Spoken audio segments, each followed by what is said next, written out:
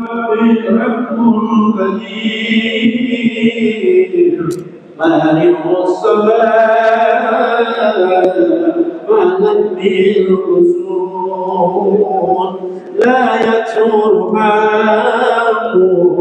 ما كثير يقول اللهم صل وسلم وبارك عليه وعلى آله.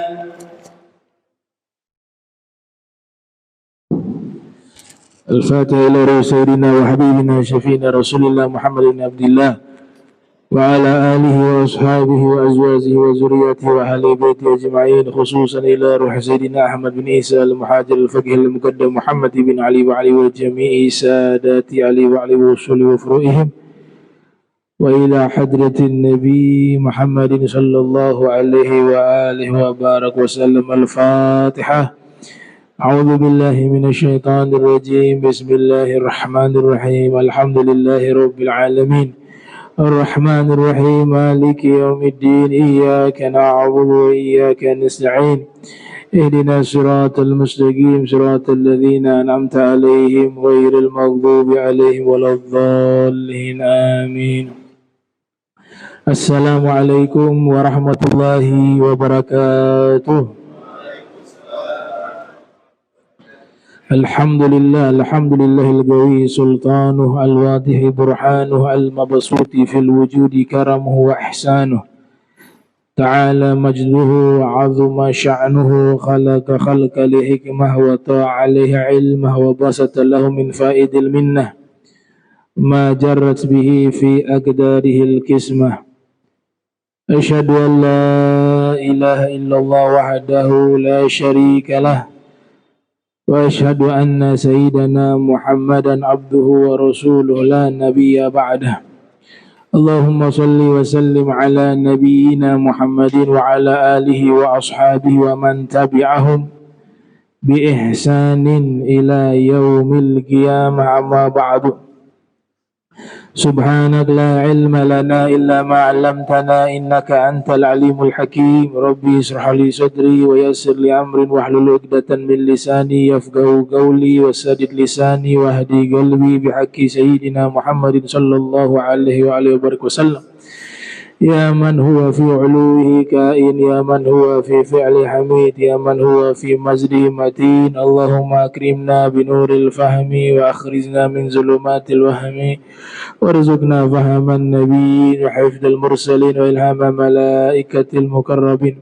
ربنا زدنا علما وفهما وعقلا يا أكرم الأكرمين بحق سيدنا محمد خاتم الأنبياء والمرسلين يا رحمن يا رحيم. وصلى الله على سيدنا محمد وعلى آله وصحبه وبارك وسلم والحمد لله رب العالمين. قال المصنف رحمه الله ورضي الله تعالى عنه وأرضاه ونفعنا به وبعلومه وأمدنا بأسراره وأعادنا من بركاته في الدارين. رضي الله عنكم. فصل. كتاب الأذان. باب بدء الأذان. عن ابن عمر رضي الله عنهما كان يقول كان المسلمون حين قدموا المدينة يجتمعون فيتحينون الصلاة ليس ينادى لها، فتكلموا يوما في ذلك فقال بعضهم اتخذوا ناقوسا مثل ناقوس النصارى، وقال بعضهم بل بوقا مثل قرن اليهود. فقال عمر أولا تبعثون رجلا ينادي بالصلاة؟ فقال رسول الله صلى الله عليه وآله وسلم يا بلال قم فنادي بالصلاة. عن أنس قال أمر بلال أن يشفع الأذان وأن يوتر الإقامة. Alhamdulillah, puji syukur kehadirat Allah, salawat salam senantiasa tercurahkan kepada junjungan mulia Nabi tercinta Nabi Yuna Muhammad sallallahu alaihi wa alihi wasallam beserta segenap keluarga beliau, sahabatnya dan umatnya. Yang saya muliakan, saya hormati seluruh imam Masjid Al-Muhajirin, wabil khusus Al-Habib Alwi Al-Bar mata'anallahu ta'ala bituli hayati wa umrih wa Ustadz Dr. Abdurrahman wa jamil hadirin hadirat yang insya Allah dirahmati Allah subhanahu wa ta'ala. Kita sampai ke bab Kitabul Adzan, ya. Azan. Azan ini lughatan, secara bahasa artinya al-i'lam. Artinya pengumuman. Arti azan itu secara bahasa yang pertama artinya pengumuman, maklumat. Kalau bahasa modern deklarasi. Ya, itu secara bahasa. Sebagaimana di dalam Al-Qur'an Allah Subhanahu wa taala berfirman, "Wal adzanu minallahi wa rasulihi." Maklumat dari Allah dan Rasulnya. Jadi azan secara bahasa artinya pengumuman, maklumat juga bisa, atau bahasa modern deklarasi. Syar'an, adapun maknanya itu al-i'lam bi waqti sholati bi alfazin makhsusah. Arti daripada azan secara istilah itu artinya adalah pengumuman waktu sholat. Pengumuman waktu sholat bi alfazin makhsusah, dengan lafaz-lafaz yang khusus. Qalal muarrikhun, para sejarawan menyatakan dimulainya azan pertama kali dalam sejarah Islam ada beberapa pendapat. Ada yang mengatakan dimulainya pada as-sanah al-ula ba'dal hijrah, tahun pertama setelah hijrahnya Nabi. Saat itulah mulai azan. Waqil as-sanatu tsaniyah ba'dal hijrah. Ada juga pendapat yang menyatakan dimulainya tahun kedua setelah hijrahnya Nabi. Waqil qabla al-hijrah. Bahkan ada pendapat azan itu sudah diperintahkan, sudah disyariatkan sebelum Nabi hijrah ke kota Madinatul Munawwarah. Ya. Jadi ada 3 pendapat, ya. Tahun pertama hijriah, atau tahun kedua, atau sebelum hijrah. Ya. Sebelum hijrah ini di saat diwajibkan sholat, ketika Nabi berada di kota Makkah di peristiwa Al-Isra wal Mi'raj. Setelah peristiwa tersebut, nah azan ini luar biasa kalau kita pahami maknanya. Al-Imam Al-Qurtubi mengatakan al-adzan ala qillati alfazihi mustamilun ala masail al-aqidah, ala masail al-aqidah. Imam Qurtubi ahli tafsir, beliau mengatakan azan itu ada beberapa kalimat mustamilun, dia mengandung makna ala masail al-aqidah, masalah-masalah akidah. Kalau kita perhatikan diawali dengan lafaz Allahu Akbar, Allah Maha Besar. Ini berbicara apa? Berbicara akidah. Kemudian ada 2 kalimat syahadat. Kemudian ada isbat kerasulan Nabi Muhammad. Setelah itu baru diajak sholat. Dan ditutup dengan kalimat al-falah. Di bagian akhir ditutup juga dengan lafaz Allahu Akbar. Ini sebenarnya urutan. Yang paling awal itu akidah dulu. Allahu Akbar, berbicara akidah. kita harus memiliki akidah yang sahihah, yang benar. Setelah akidah, yang kedua, mengithbat kerasulan Nabi Muhammad. Nah, itulah yang disebut dua kalimat syahadah. Setelah kita mentajdid, mengevaluasi, menegaskan dengan dua kalimat syahadat, baru sholat. Dan setelah sholat, simbol dari ibadah, konsekuensi dari dua kalimat syahadat adalah apa? Ketaatan dengan perintah Allah, ketaatan dengan perintah Nabi Muhammad. Salah satunya sholat, ibadah. Nah, orang yang melaksanakan ibadah, al-falah, dia orang yang sukses, dia orang yang berhasil. Itu kalimat dalam azan, kita sering dengar, tapi kalau kita analisa luar biasa. Ya, ini ucapan Imam Qurtubi. Nah, dalam riwayat ini dikatakan orang-orang Muslim ketika tiba di kota Madinah, mereka ketika hendak melaksanakan sholat, belum ada panggilan azan waktu itu. Awal-awalnya azan belum ada, ngumpul sholat. Nah, sehingga sebagian dari mereka berbicara, kenapa tidak buat semacam tanda tiba waktu sholat? Ada yang mengusulkan nakusa. Bagaimana kalau tandanya kita gunakan lonceng, seperti orang-orang Nasrani? Ada yang mengusulkan demikian. Ada juga yang mengusulkan jangan pakai lonceng, trompet, seperti orang Yahudi. Walhasil akhirnya Sayyidina Umar mengatakan, bagaimana kalau jangan pakai lonceng, jangan pakai trompet? Karena memang Nabi pernah mengatakan, man tasyabbaha biqaumin fahuwa minhum. Siapa yang menyerupai satu kaum, dia seperti golongan mereka. Dalam beberapa riwayat Nabi selalu menegaskan, khaliful yahud wan nasara.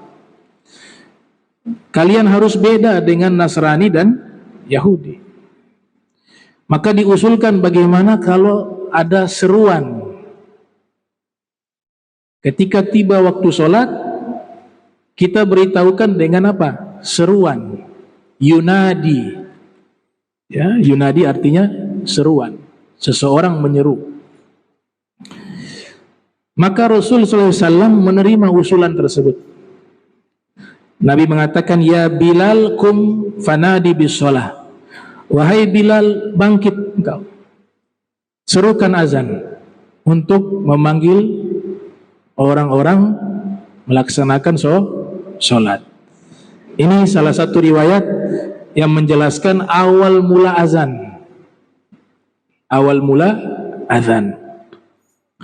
Tapi kalau kita mengkaji lagi lebih dalam, ayat pertama yang memerintahkan untuk panggilan azan menurut Turjamanul Quran Sayyiduna Abdullah bin Abbas, itu terkait sholat Jumat. Di dalam Al-Quran di surat Al-Jum'ah, di situ ada firman Allah Ta'ala menyatakan, ya ayyuhalladzina amanu idza nudiya lis-salati min yaumil jum'ah fas'au ila dzikrillah wa dzarul bai'a dzalikum khairul lakum in kuntum ta'lamun. Menurut Ibnu Abbas, inilah ayat pertama yang memerintahkan untuk azan. Menurut beliau, dari lafaz ya ayyuhalladzina amanu idza nudiya, wahai segenap orang-orang beriman, apabila diserukan kepada kalian untuk melaksanakan sholat Jumat, maka segeralah.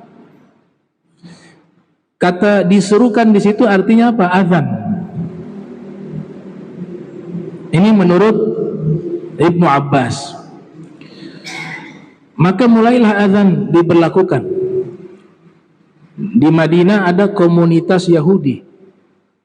Ketika orang-orang Yahudi mendengar ada seruan azan, panggilan sholat,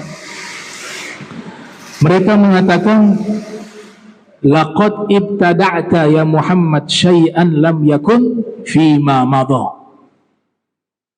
Wahai Muhammad, kamu sudah melakukan satu perbuatan bid'ah. Orang Yahudi mengatakan ke Rasul. Ini Rasul saja dituduh melakukan perbuatan bid'ah sama orang-orang Yahudi. Gimana ibadah pakai seruan semacam ini tidak ada dalam sejarah agama-agama samawi sebelumnya. Kau sudah melakukan satu perbuatan bid'ah yang belum pernah dilakukan sebelumnya oleh agama-agama sebelumnya.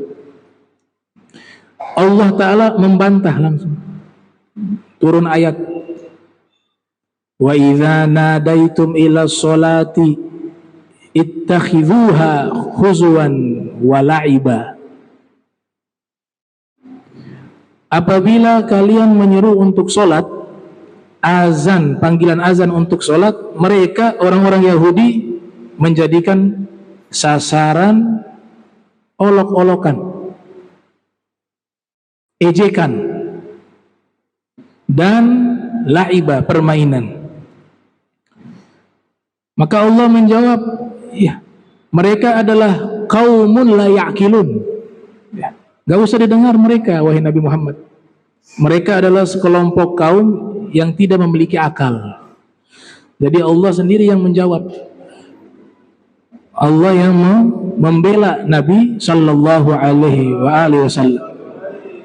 Nah, mulailah azan diberlakukan saat itu sampai saat ini.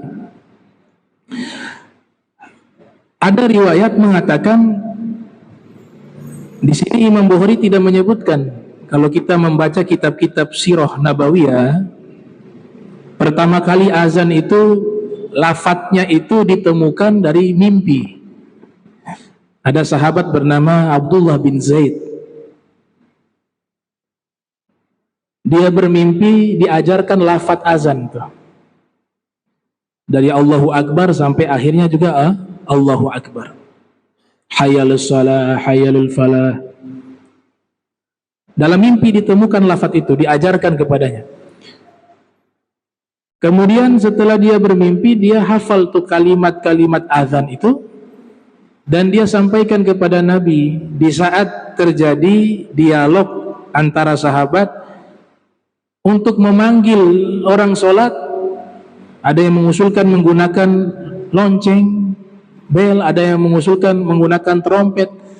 Datanglah Abdullah bin Zaid mengatakan, saya bermimpi, bagaimana kalau menggunakan lafadz yang saya dapatkan lewat mimpi, yaitu seruan Allahu Akbar, Allahu Akbar, asyhadu an la ilaha illallah, ila akhir, sampai selesai. Maka Nabi menerima itu. Ternyata Sayyidina Umar bermimpi yang sama. Ketika mendengar ada panggilan azan pertama kali, Sayyidina Umar kaget. Ini lafadznya ini sebagaimana yang saya dapatkan juga lewat mimpi. Maka disampaikan kepada Nabi Muhammad sallallahu alaihi wasallam, dan Nabi menjadikan itu sebagai seruan yang paten yang diserukan mulai saat itu sampai saat ini dan seterusnya.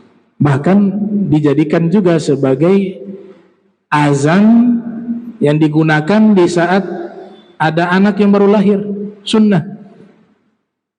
Azan telinga kanan, iqamah telinga kiri.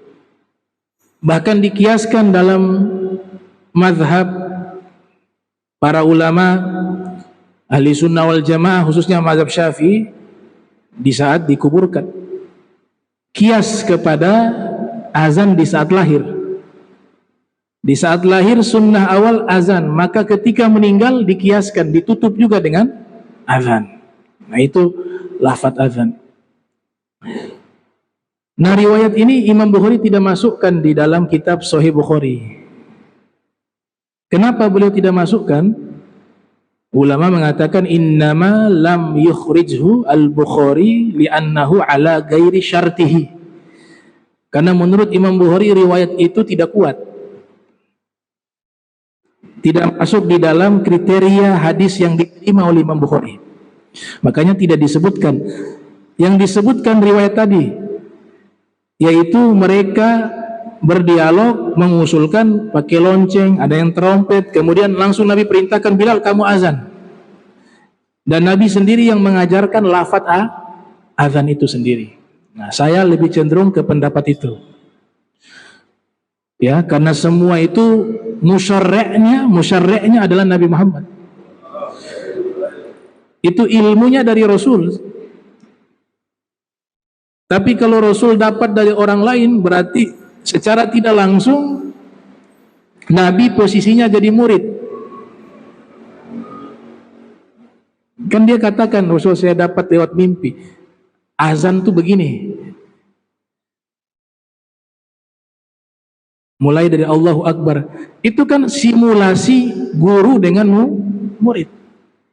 Undang-undang menyatakan, undang-undang Tuhan, Allah Subhanahu wa Ta'ala menyatakan, Nabi itu tidak bisa menjadi murid. Artinya tidak boleh ada satu makhluk yang mengajarkan sesuatu kepada Nabi Muhammad. Makanya dalam hadis innama bu'itsu mu'allima, saya diutus sebagai guru. Di dalam Al-Quran Allah Ta'ala berfirman, Allah yang mengajarkan kepada Nabi semua ilmu. Nah, kalau diajarkan azan, wahai Rasul, lafaz azan itu seperti ini. Allahu Akbar, kemudian ada hayyalus shalah, hayyalul falah. Berarti Nabi di situ posisinya menjadi murid. Dan Nabi seakan-akan ketika disyariatkan sholat belum total, belum sempurna.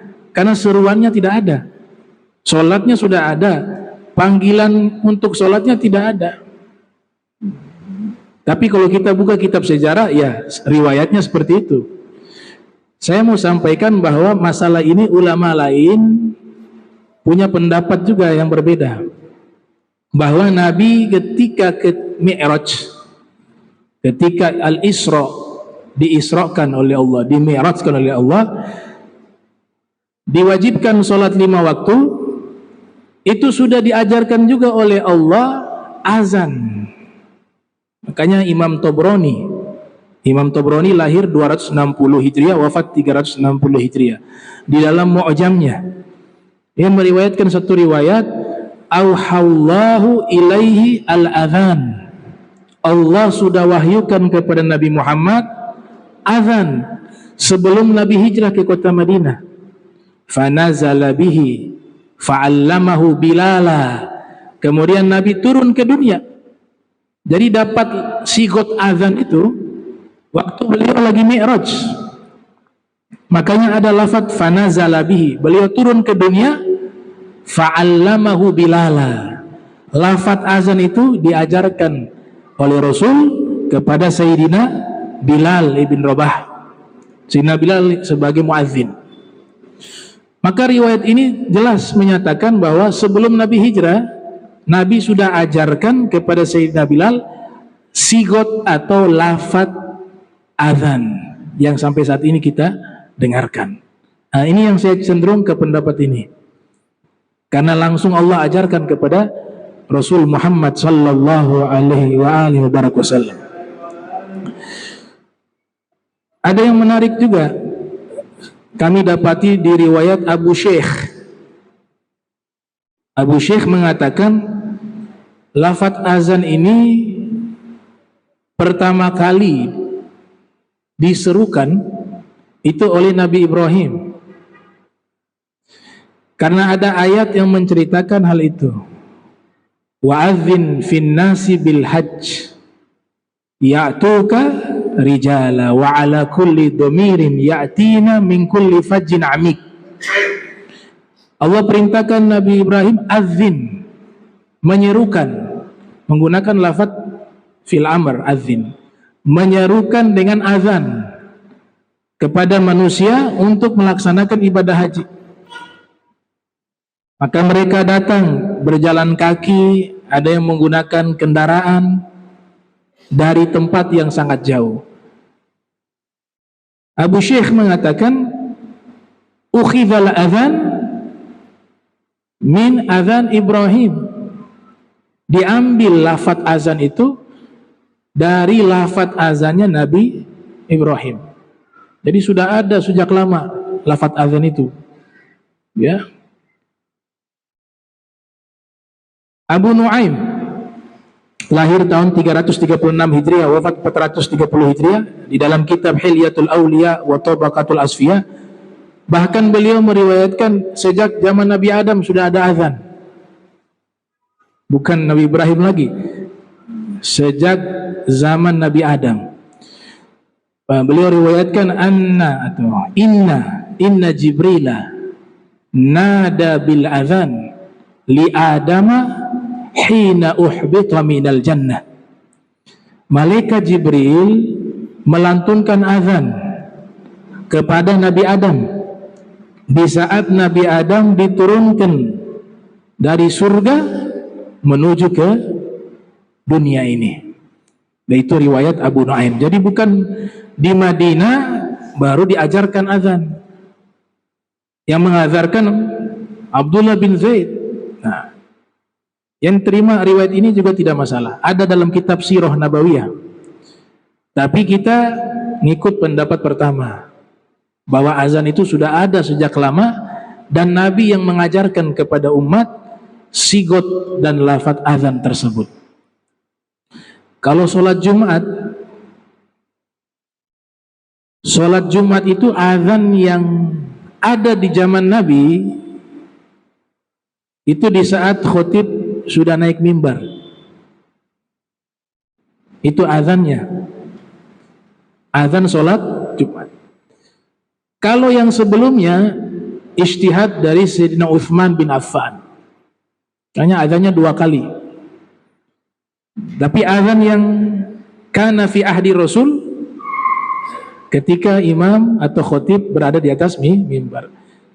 Nah, azan 2 kali itu bagian dari sunnah. Karena Nabi mengatakan alaikum bi sunnati wa sunnati khulafa'ir rasyidin addu 'alaiha bin nawajis. Ikuti sunnahku dan sunnah al-khulafa ar-rasyidin. Bukankah Sayyidina Utsman itu termasuk khulafa ar-rasyidin? Nabi sebutkan sunnah juga. Sunnah khulafa ar-rasyidin yang disetujui oleh Nabi Muhammad. Kalau azannya 1 kali juga gak ada masalah. Karena itu yang tercatat sebagai azan waktu sholat Jumat di masa hidupnya Nabi. Kalau yang 2 kali di masa Sayyidina Utsman bin Affan, dua-duanya benar. Ini riwayat.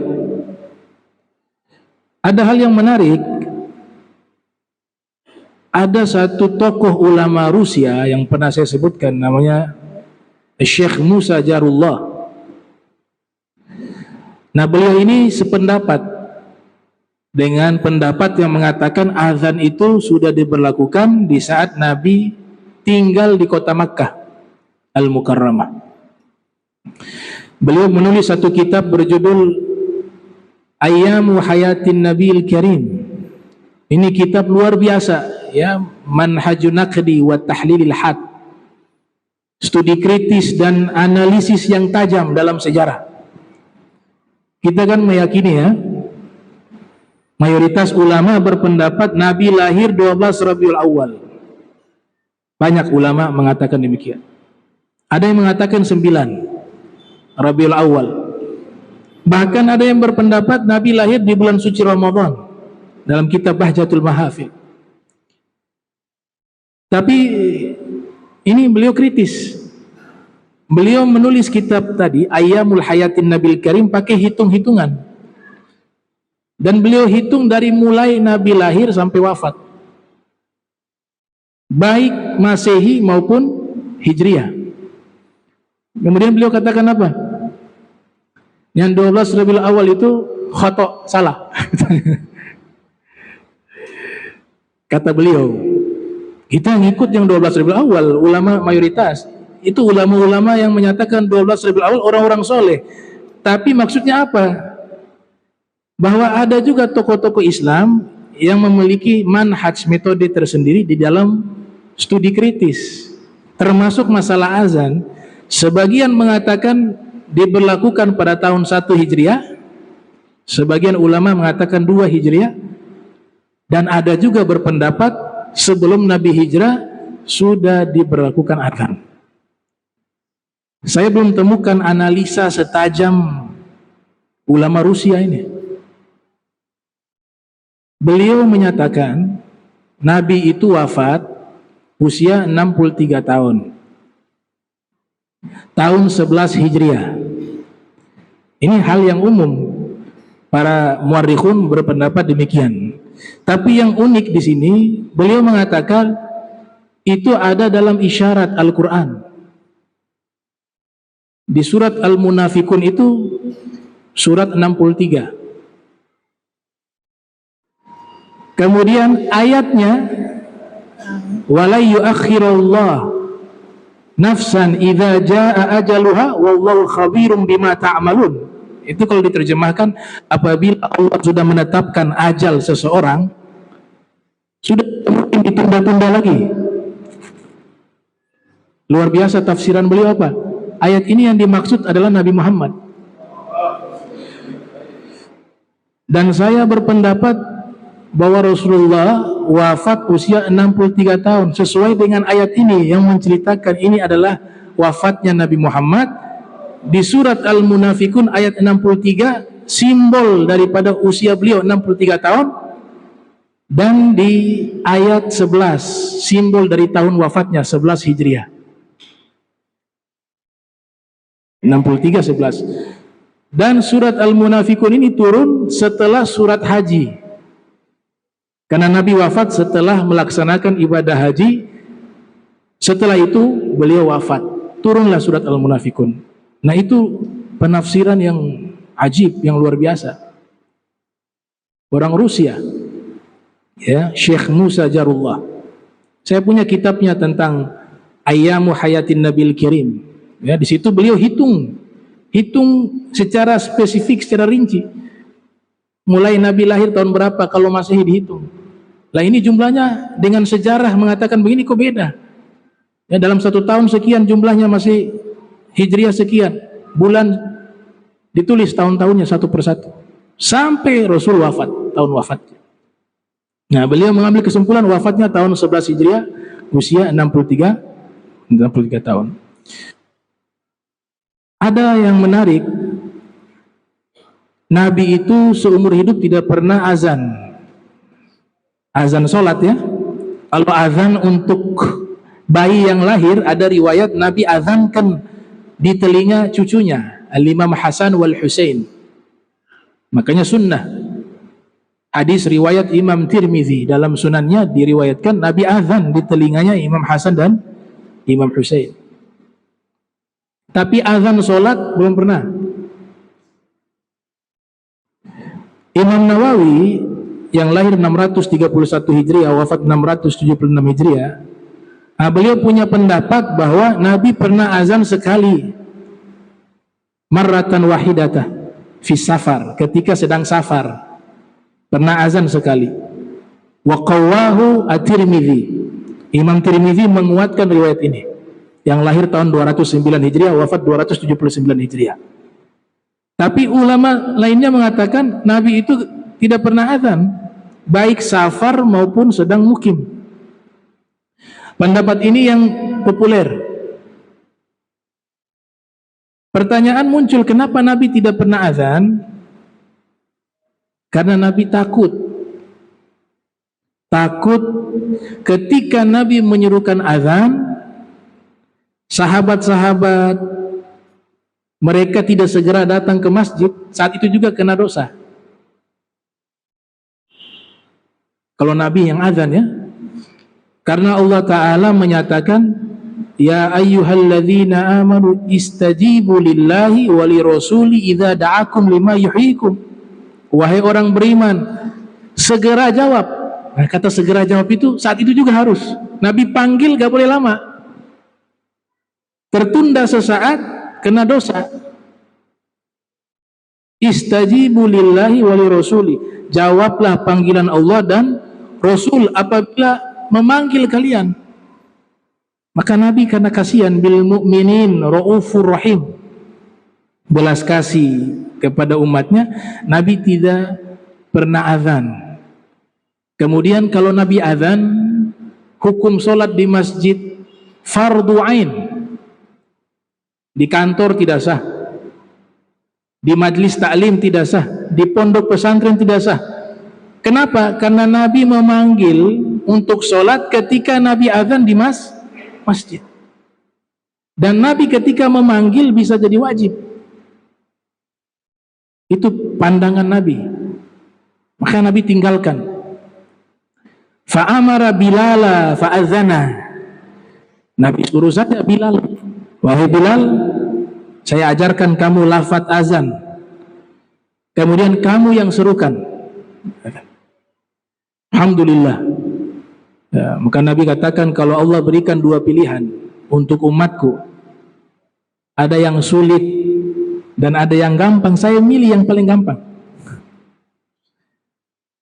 Nabi buat satu filosofi dalam bagaimana Nabi itu lebih mengutamakan umatnya dibanding diri beliau sendiri. Ada sahabat berikan hadiah kepada Nabi dua siwak. Satu siwaknya bengkok, yang satunya lurus. Siwak yang bagus kan yang lurus. Kemudian ada seorang sahabat datang, dia melihat Nabi memegang dua siwak. Nabi mengatakan, saya hadiahkan kepadamu siwak. Nabi kasih yang siwak yang lurus ke sahabat. Nabi ambil yang bengkok. Ini sahabat mengatakan, wahai Rasul, kenapa yang bagus kau berikan kepada saya? Harusnya yang bengkok itu buat saya, yang bagus ini siwak untukmu. Apa kata Nabi? Beginilah saya terhadap umat saya. Saya akan berikan kepada umat saya yang terbaik, sekalipun saya mendapatkan yang tidak baik. Nah itu. Jadi ifar, yu'thiruna ala anfusihim walau kana bihim khasasah, mengutamakan umat dibanding diri sendiri. Itulah Nabi kita yang disifati raufur rahim, pengasih, penyayang. Kepada siapa? Kepada umatnya. Sallallahu alaihi wa alihi wasallam.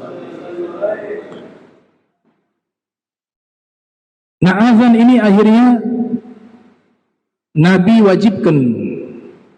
wajibkan maknanya apa? Bukan wajib, sunnah. Azan itu sunnah. Syarat azan dijelaskan, afdoliyahnya azan dalam keadaan berwudu. Tapi sekalipun tidak sempat berwudu, azannya sah, tidak ada masalah. Yang wajib wudu itu sholat. Kalau azan tidak ada masalah. Kemudian Rasul SAW memiliki 4 sahabat yang memang ditugaskan untuk azan.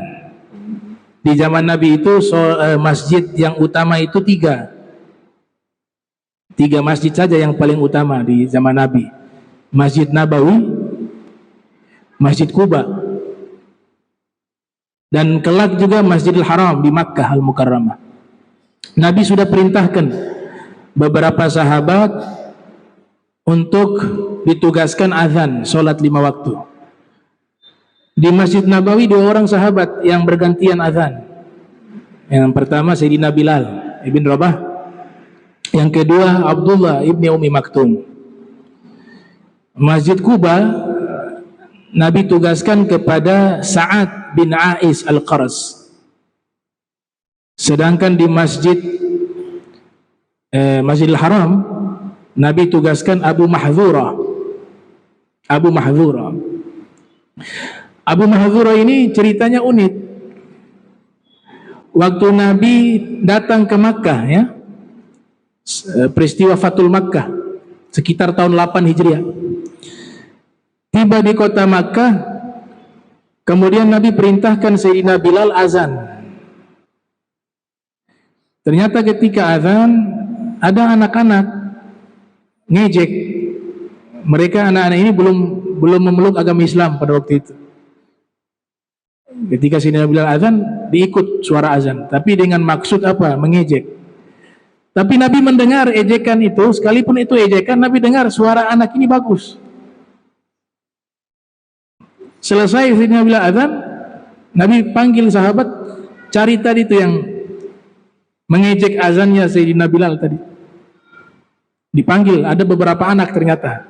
Mereka banyak di situ. Dihadapkan di hadapan Rasul. Kemudian Nabi bertanya, tadi siapa yang azan? Semua angkat tangan. Kami semua yang azan tadi. Coba kamu lafadzkan itu azan. Yang satu dia azan, bukan yang ini, kata Nabi. Akhirnya sampai ke Abu Mahdzurah. Waktu Abu Mahdzurah azan, nah ini kata Nabi, ini suaranya bagus. Tapi orangnya belum Islam. Ini suara bagus. Kata Nabi, mau tidak kamu yang saya tugaskan nanti azan di kota Makkah Al-Mukarramah? Dia mengatakan, saya, ya. Maksudnya saya ini belum Islam. Kok ditugaskan? Tadi saya azan itu ngejek. Kata Nabi, mau tidak? Dia diam. Akhirnya Rasul pegang kepalanya. Dia katakan, ketika Nabi meletakkan tangannya di atas kepalaku, hati saya yang tadinya benci kepada agama Islam berubah menjadi cinta kepada agama Islam. Akhirnya dia syahadat di hadapan Rasul SAW, dan Nabi tugaskan dia azan di kota Makkah. Namanya Abu Mahdzurah. Subhanallah, waktu berjalan usia dia sudah sepuh, sudah tua. Sudah tua. Biasa orang kalau sudah tua kan rambut rontok. Di kota Makkah itu bingung dan heran. Di usia yang sudah sepuh, Abu Mahdzurah, ya, giginya sudah banyak yang copot, kulit sudah keriput, usianya sangat sepuh, tapi yang menakjubkan rambutnya lebat hitam. Gak ada yang rontok. Sampai di kota Makkah itu mereka menjuluki kepadanya itu orang yang rambutnya seperti rimbanya hutan. Ditanya, kok bisa rambut kamu sudah usia tua tapi seperti anak muda, sangat lebat, sangat hitam? Dia mengatakan, dulu saya masih anak-anak. Diceritakan kisah tadi, saya mengejek azannya Bilal. Kemudian dipanggil oleh Nabi Muhammad, siapa tadi yang mengejek surat azan? Disuruh kita azan satu persatu. Giliran saya, Nabi mengatakan, ini suara bagus, kamu yang azan. Di saat itu Nabi memegang kepala saya. Nah, barokah tangan Nabi mengenai kepala saya dan rambut saya, maka Allah jaga rambut saya ini tidak ada yang rontok sampai hari tua ini.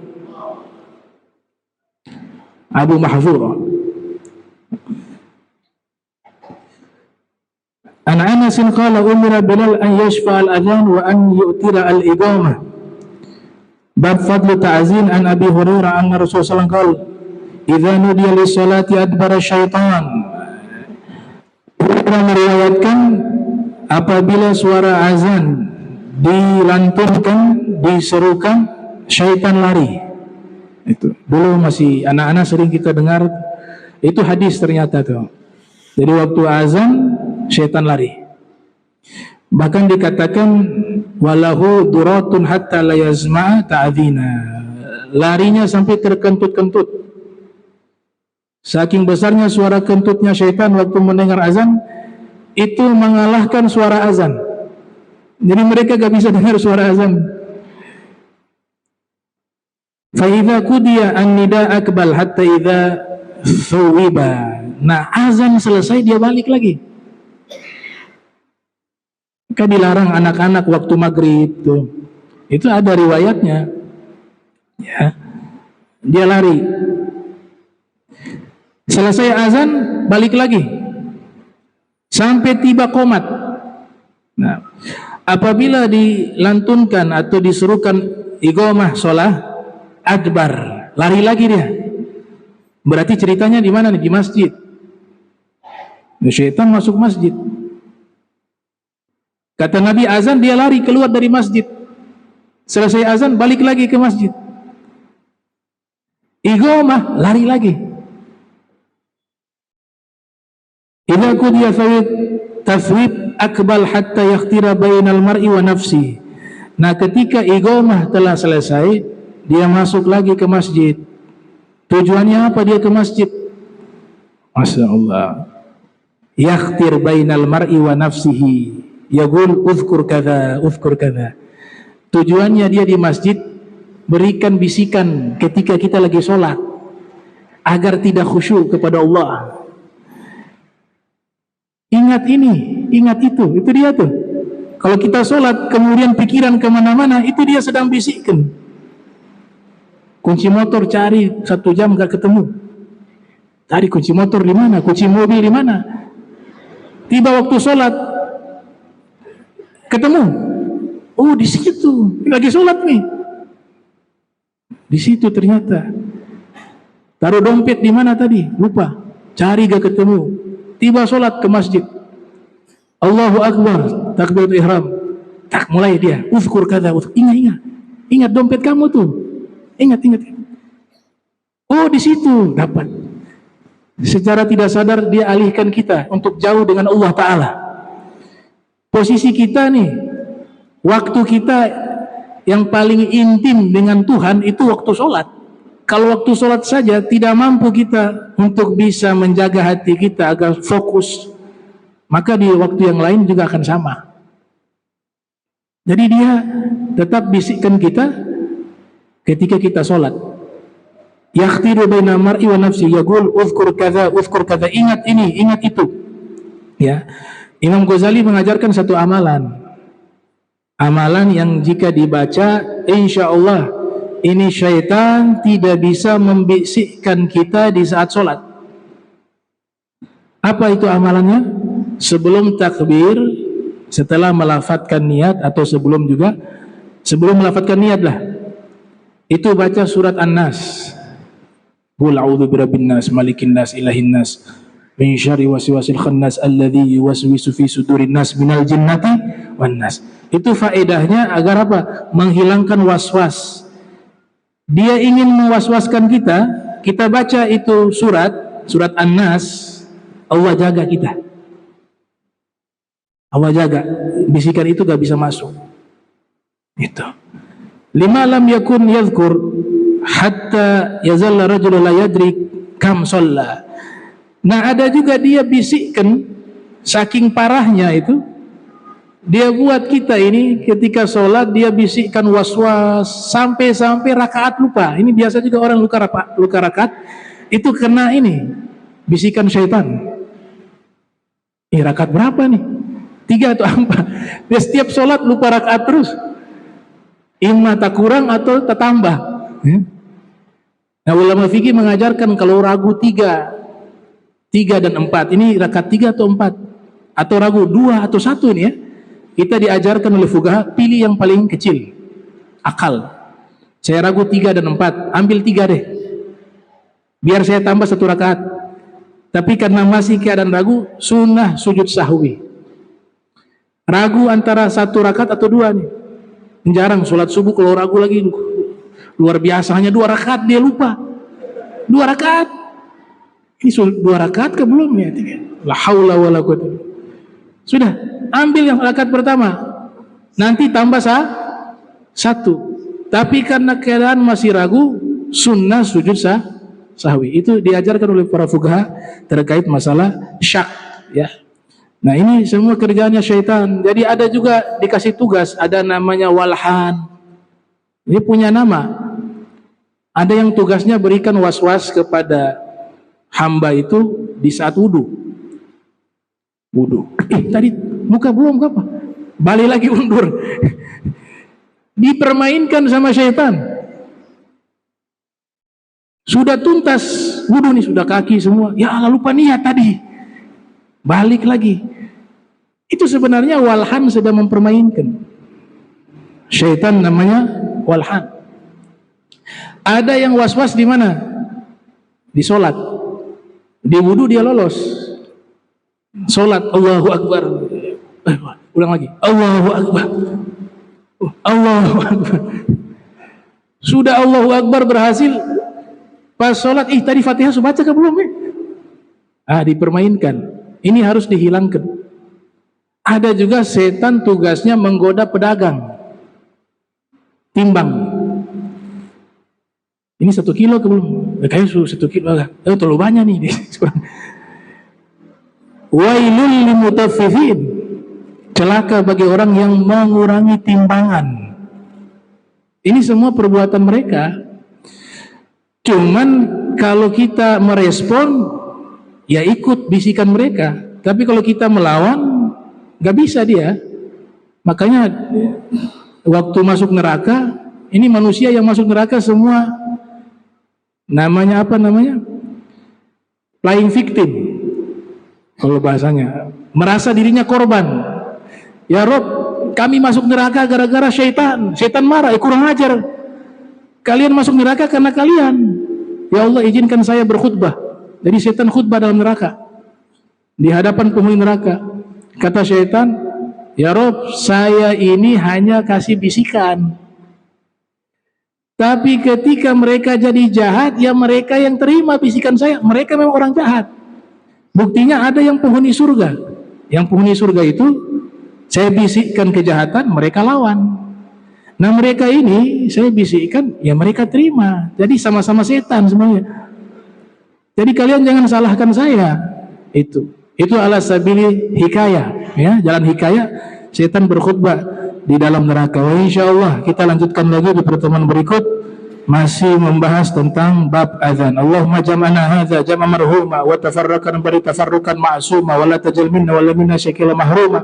Subhanaka wa hamdika astaghfiruka wa atubu ilaihi. Wa sallallahu alaihi Muhammadin wa ala alihi wa sahbihi wa sallam. Wa lafu minkum. Wassalamu alaikum warahmatullahi wabarakatuh.